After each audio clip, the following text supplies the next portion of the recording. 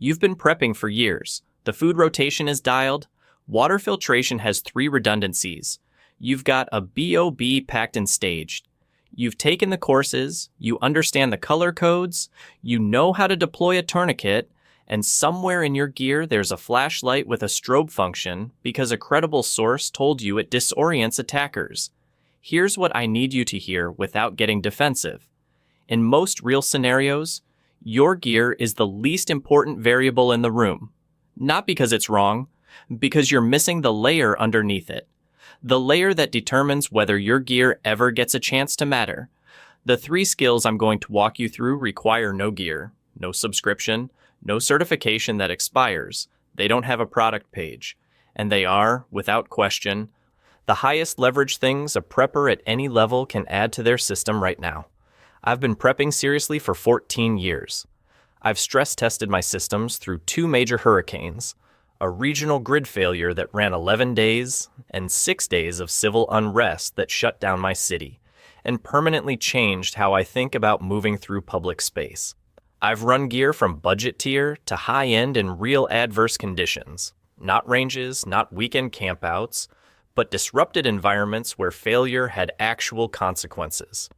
What I'm about to share didn't come from a course or a certification. It came from 14 years of paying close attention to what actually works when the environment stops cooperating. Walk into a diner right now, or a gas station, or a transit hub, and look at who's paying the most attention to the room.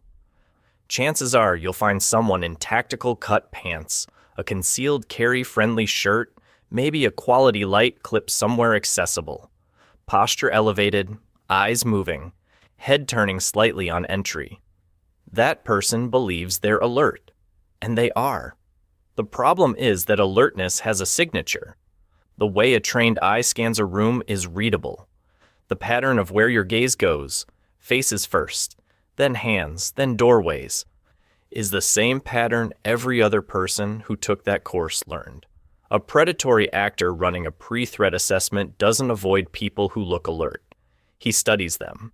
A person whose attention pattern is legible is a person whose reaction can be anticipated. You handed over intelligence before you sat down. I learned this directly. Day 3 of the civil unrest situation I mentioned. I was moving through a commercial area that had seen 2 nights of property damage. I was switched on, scanning, fully alert, and not hiding it.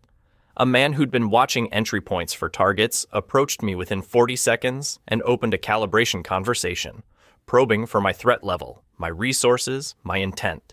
He was running his own assessment. My visible alertness was exactly what flagged me as worth the approach. That encounter restructured how I move through uncertain environments. Most preppers enter a space looking for threats. That's the wrong sequence. Before you identify what's wrong, you need to establish what right looks like. Every space has a behavioral baseline. A grocery store at 11 in the morning has a pace, a noise level, a set of social behaviors that are completely predictable once you've spent 60 seconds reading them. People move at a certain speed. Hands are in expected positions, cart handles, phones, shoulder bags. Eye contact is brief and conventional. Nobody moves against the ambient flow of the crowd. That pattern is normal, and in any threat assessment, normal is invisible. When you establish baseline before you look for anything else, you give your threat detection system a reference point. Without that reference, you're burning cognitive capacity on every single person in the room. With it, you outsource most of that work. The brain is extraordinarily good at flagging deviation from an established norm, better than conscious scanning and without the fatigue. You don't need to watch the guy in the corner. If he breaks the baseline, your nervous system registers it before your conscious mind catches up. Here's the drill. Walk into any space. Before you sit, before you check your phone, before you engage with anyone, spend 30 to 60 seconds reading for normal.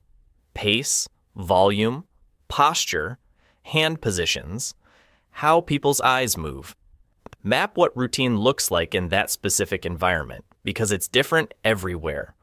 A coffee shop baseline is not a hardware store baseline. Read each space on its own terms. I stress tested this during the grid failure. By day 4, the behavioral baseline in my area had shifted significantly. Foot traffic had slowed. Clusters were forming differently. Conversation patterns had changed. Once I recalibrated to that new baseline, genuine threats became noticeably easier to spot.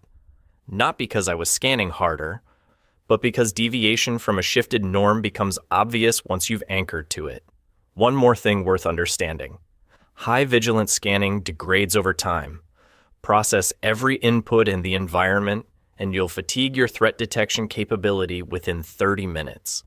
Baseline profiling offloads that work. You stay sharp longer because you're not processing everything. You're only processing deviation. That's the difference between running hot and running sustainable. This is the piece that most preparedness content either glosses over or gets completely wrong. Greyman is not a costume. It's not a specific jacket or a particular color of pants. It's the active management of every signal you're emitting into the environment. Human visual attention anchors to 4 things: high contrast, sudden movement, direct eye contact, and unexpected sound. Those 4 inputs are what the brain's filtering system elevates to conscious awareness. Everything else gets categorized as background and discarded. Greyman methodology is the discipline of keeping all 4 of those anchors below the detection threshold, so the filter categorizes you as background and moves on. Here's what that looks like practically. Clothing. Mid-tone, non-tactical. No branding that pattern matches to anything worth assessing. No gear company names. No military adjacent insignia. Nothing that a scanning mind has already mentally tagged as relevant. In a disrupted environment, common civilian clothing blends into the ambient population. I tested this across 2 periods of the civil unrest situation. On day 2, I was wearing quality outdoor kit, subdued colors, butt cut and construction that reads tactical to anyone who knows what they're looking at. By day 5, I'd switched to a plain gray Henley, unremarkable dark trousers, a common day pack with nothing on it. The difference in how people engaged with me, or didn't, was not subtle. Movement. Your pace is a signal. Moving faster than the ambient crowd reads as urgency. Urgency draws attention. Moving dramatically slower reads as lost or hesitant. Also draws attention. You want to be calibrated slightly below the crowd's average tempo. Unhurried. A person with no particular reason to be anywhere fast. This one takes the most practice because the instinct in a stressful environment is to move faster. You have to override that instinct deliberately, especially in the early days of building the habit. Gaze. Direct eye contact is one of the 4 primary attention anchors. When you're scanning the way a defensive course trained you, eyes moving to faces, making micro contact as you assess, you're triggering attention responses in every person your gaze touches. The alternative is middle distance focus. You look through the room rather than at specific individuals. Your gaze rests in the space between people rather than on them. You gather the same information, movement, posture, hand positions, without triggering the reciprocal attention response that direct gaze creates. Practice together, these 3 elements produce a person who simply doesn't register as a subject of interest. You're not invisible. You haven't disappeared. You've calibrated your signals to the point where the filtering system files you as background and allocates attention elsewhere. That's the entire mechanism. This is the one with the most direct, documented, life or death consequences. It's also the one that takes the least time to build. In 2003, a nightclub fire in Rhode Island killed 100 people. More than 60 of those deaths occurred within 30 feet of exits that were present, unlocked, and functional the entire time. The people who died didn't know those exits existed. They went back to the entrance they'd used to come in. That entrance was blocked within 90 seconds of ignition. A door 30 feet to their left was clear the entire time. That's not a building design failure. That's what happens when human beings in a low-stakes environment stop registering anything that isn't directly relevant to what they came to do. You came to see a show. Your brain filtered exits as irrelevant. When the environment changed and exits became the only data that mattered, you had nothing to work with. The fix is a drill that runs in under 90 seconds every time you enter a new space. 3 points. Entry location. 2 viable exits that are not the door you came through. Nearest solid cover. That's the entire loop. Entry, 2 exits. Cover. Solid cover means something that stops a projectile or a person.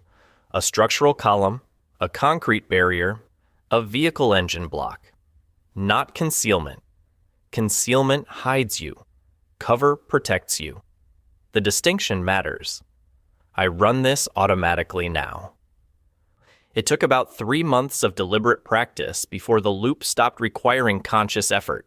Restaurant, hotel lobby, hardware store, venue. 90 seconds and it's complete.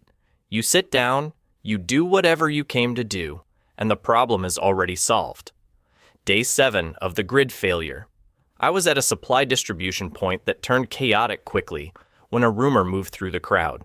Because I'd mapped the space on entry, secondary exit on the east side, loading dock door to the rear, concrete pillar cluster at the midpoint.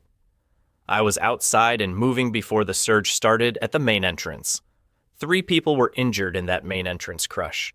The east door had 4 people go through it, including me. That's the value of the drill. You're not reacting. You're executing a plan you made when you had full cognitive capacity and 0 adrenaline. The decision quality of a calm person operating from a plan made 60 seconds earlier will always outperform the decision quality of a person searching for an exit they never registered. These 3 skills don't just add, they multiply. Baseline profiling gives you early detection. You know something has shifted before anyone else in the room consciously registers it. That window is small, sometimes 3 seconds, sometimes 30, but it's yours. Greyman methodology means that during that window, no one is looking at you. You haven't drawn attention by reacting visibly. You have freedom to move without triggering secondary chaos. Egress mapping means when you move with purpose on a route you already know, toward an exit you already validated. You're not searching, you're executing. A threat that hasn't finished its assessment is watching a room where you used to be. None of this is purchased. None of it expires. You start building it the next time you walk through a door. Spend 60 seconds reading the room before you sit down. Find 2 exits. Manage your gaze to the middle distance. Run the loop every time you enter a new space. Do it consistently for 90 days, and these sequences start running underneath everything else you're doing. Automatic, ambient, and visible. That's what 14 years of real iteration taught me that no course covered. Not the weight of the gear, the absence of urgency. The problem is already solved. The environment just hasn't told anyone else yet.